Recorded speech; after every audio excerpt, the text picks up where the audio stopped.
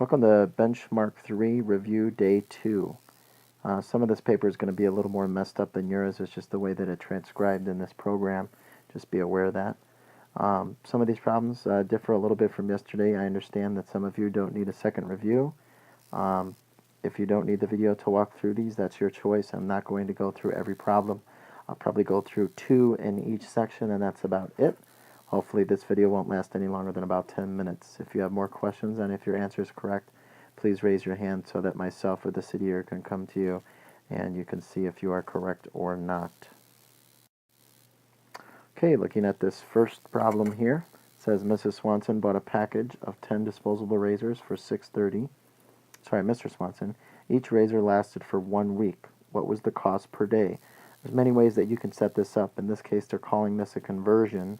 So instead of dollars per week, they want cost per day. So 10 disposable razors, right?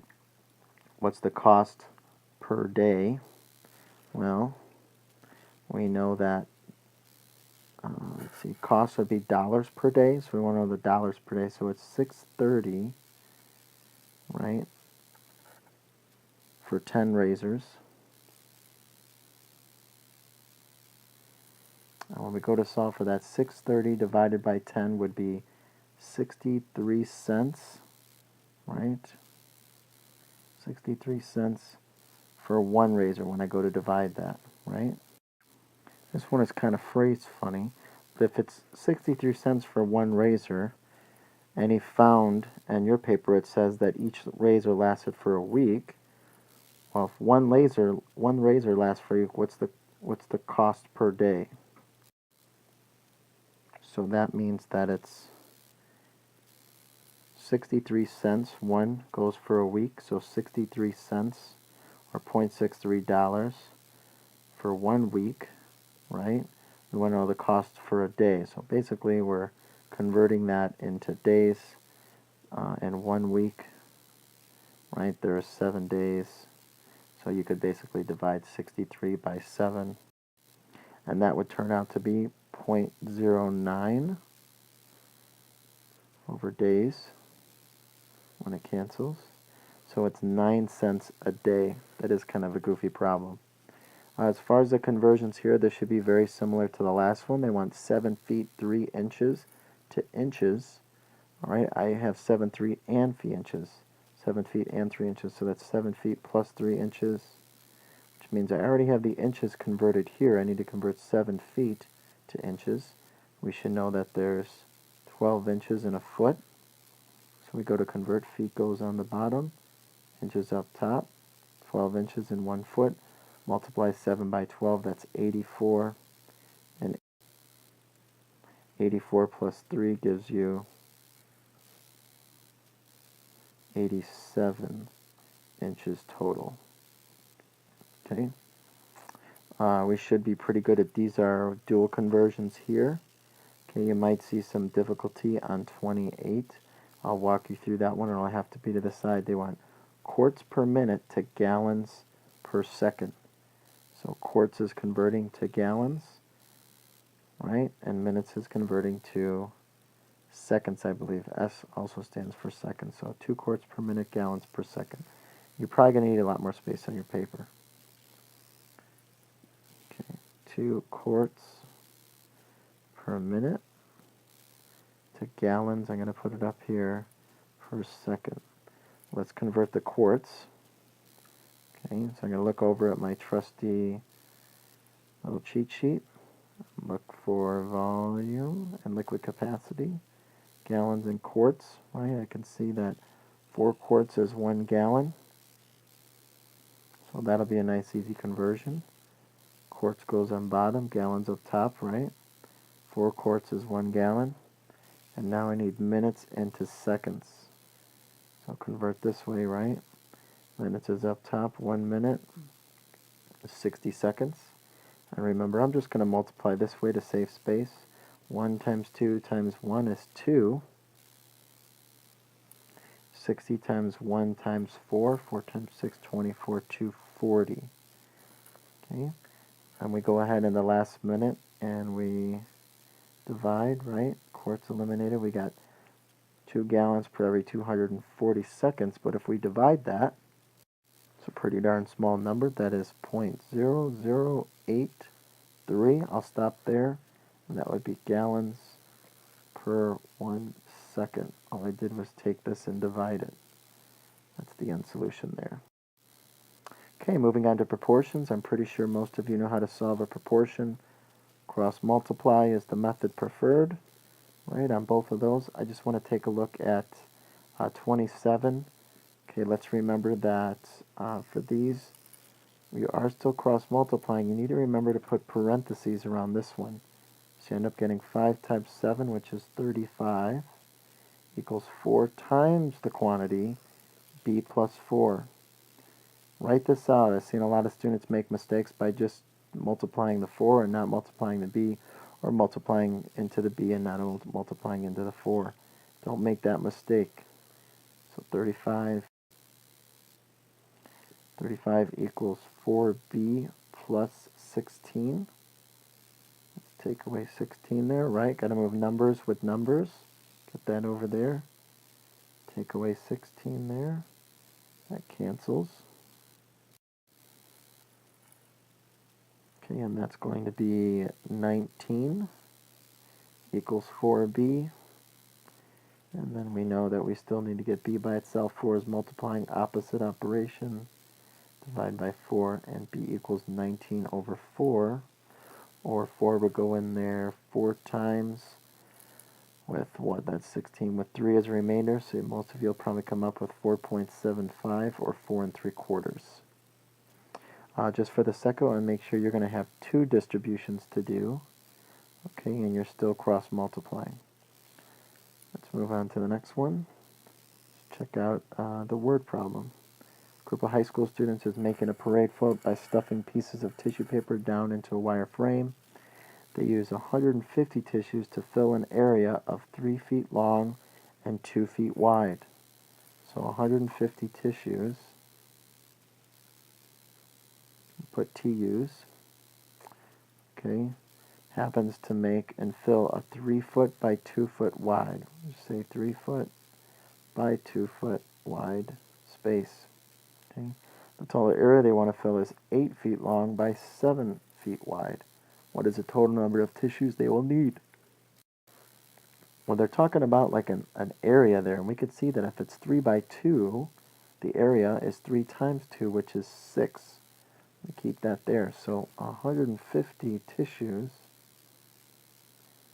over 6 square feet is supposed to be X amount of tissues, right? You can use a proportion, that's what we're doing, over, well, 7 times 8 square feet. 7 times 8 is 56.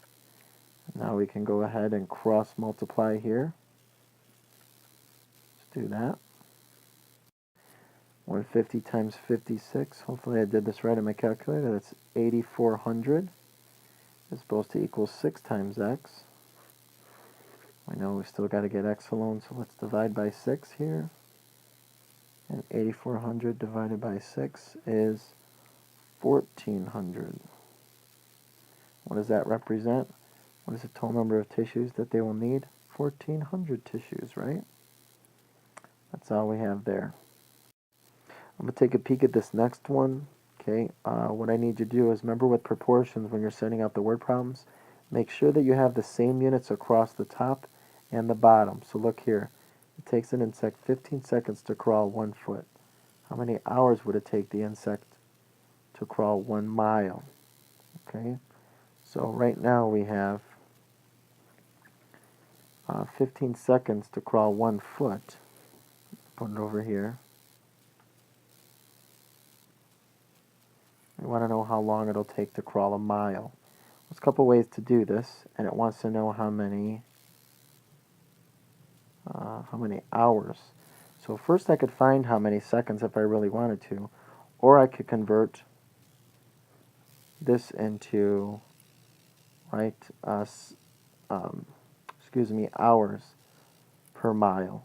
If I'm going 15 seconds per 1 foot, how many hours per mile am I going?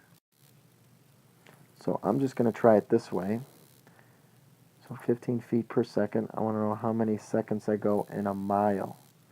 Well, if I'm thinking here, 1 mile, I need feet over here, not miles. But I want to know how many seconds I go in 1 mile, right?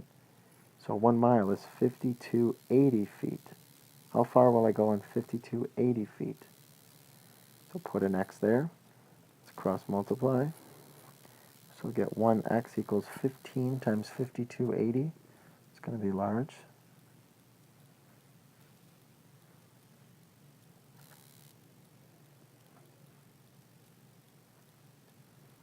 I got 79,200. So that means that at 15 seconds per 1 foot, it'll take you 79,200 seconds to travel that 1 mile. What was the question? How many hours would it take the insect to crawl 1 mile? How many hours? So now we need to convert 79,200 seconds into hours. So let's do that. 79,200 seconds. I want to convert it to hours, so seconds goes on here. We know that 60 seconds equals 1 minute, and then convert further, right? That 60 minutes equals 1 hour, excuse me. So let's multiply across here. 79,200 times 1 is 79,200. And basically I'm dividing that by 60 times 60, which is 3,600. And that'll turn out to be 22. 22 what? Seconds canceled, minutes canceled, hours is what I was looking for.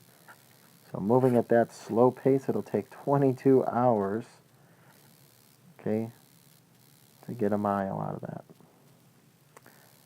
As far as similar figures and proportions, the next topic, you just need to be aware of a few things here, and that is to make sure that you're using the correct order when you go to do these. Remember, there's 4 ways that you can set it up, but we can see I do similar side with similar side. So 28 would be is to 42, and I went small to big.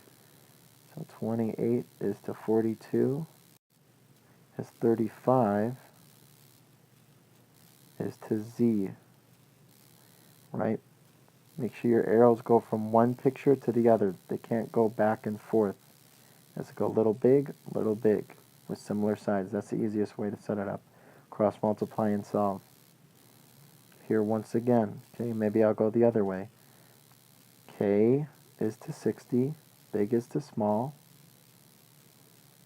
as 60 is to 36. Okay, cross multiply, solve. In this example over here, you actually see 2 similar triangles. If you want to redraw them, we have this triangle going on, okay, and then we have the big blue triangle going on. Okay, so make sure you can identify your similar sides. If you need to draw the red and put the dimensions on it, and then draw the blue if that helps you, and put the dimensions, that would be a good idea for some of us, and it gives you the descriptions. With a scale factor, last thing, okay, scale factor is like on a map, right? So it's saying that if I have 1 centimeter equals 15 kilometers, write the scale factor. Centimeters is to 15 kilometers. Okay, remember that we still have to have centimeters to kilometers there. So what are they giving me here? I want to know the real distance on, what's the real distance from real life? If it's 0.2 centimeters on the map, that goes here, I need to know how many kilometers in real life, right? And then use 15 and fill it in there. That's all I got. When you're done, raise your hand. You may have some extra credit or something else for you to do. Make sure that you study up. Your test is tomorrow for benchmark 2, and good luck. Benchmark 3, excuse me.